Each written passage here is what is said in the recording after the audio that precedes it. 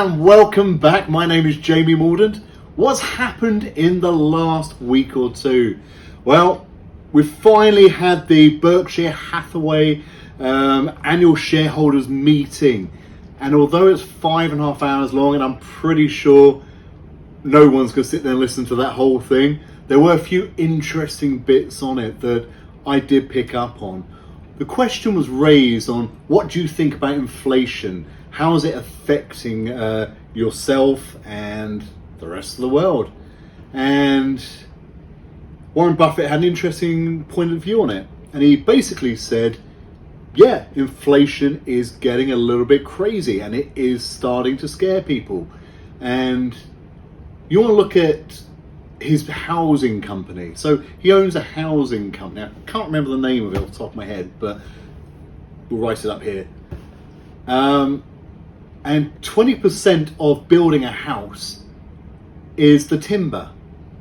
Now, timber prices have gone up 600% in the last 18 months.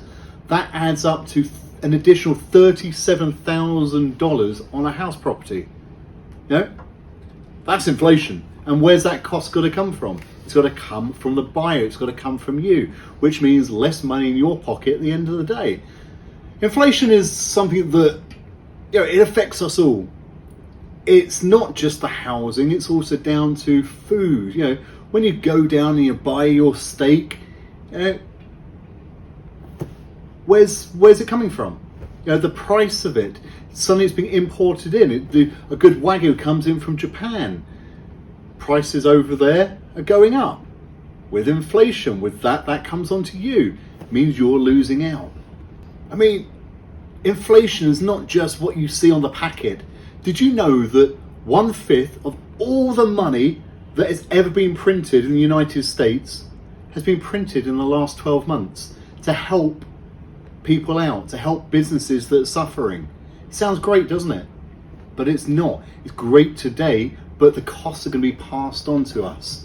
You know, less money we've got in our pockets in 5 years' time is less money we can invest, which means when we want to retire on that yacht and drink our martinis, it's going to be tougher.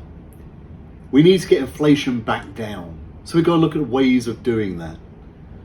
I don't have the answer. You know, people far brainier than me and you have got to sit around a table and work this out. Inflation could be a dangerous thing. We've got to keep it as low as possible.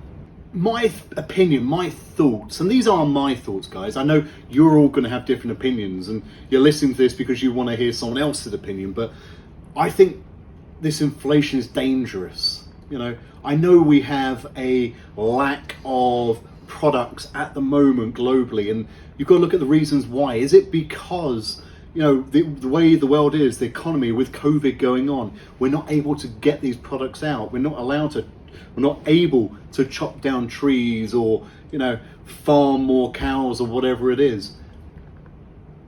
Can it change? So if it doesn't change, I think we're in trouble. And then what do? Where do you start putting your money? You know, it gets into the questions of 50, 60 years ago, you know, even going back to World War II. It's, you know, we had the same sort of inflation going on back then in a much larger scale. But you've got to start thinking behind the scenes. You've got to start thinking what's best for you and not what's best for, you know, Joe Bloggs down the corner. You know, inflation can be bad for everyone. And I mean, there's two trains of thought that this is transitory, or that it is something that we're going to have to live with for the next 10, 15, 20 years. And only time will tell. But anyway, I just want to talk a little bit about that. Tighten those purse strings a little bit, but keep on investing, keep on putting money where it's got to go. Don't forget to like and subscribe to my channel. Let's carry on building this. And guys, ask me some questions. Let's have a bit of a dialogue going on.